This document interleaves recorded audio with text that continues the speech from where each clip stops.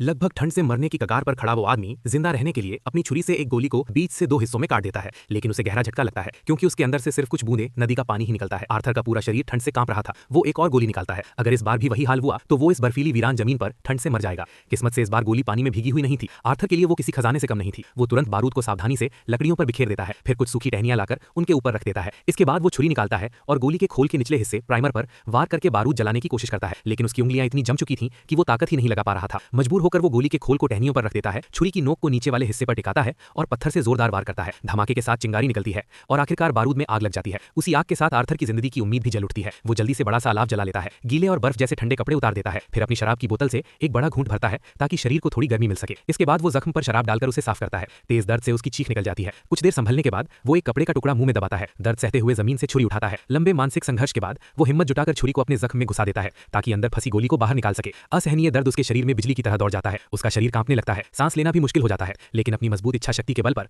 वो आखिरकार गोली को बाहर निकाल देता है। अब वो पूरी तरह थक चुका था। जमीन पर गिरकर लंबे समय तक हांफता रहा। जब थोड़ी ताकत लौटी तो उसने छुरी को आग में रख दिया, जब तक वो लाल तपकर अंगारे जैसी न हो गई। फिर वो तपती हुई छुरी को अपने जख्म पर दबाता है ताकि खून बहना बंद हो जाए। सफेद धुआं उठने लगता है और असहनीय दर्द से वो लगभग बेहोश हो जाता है, लेकिन खतरा अभी टला नहीं था।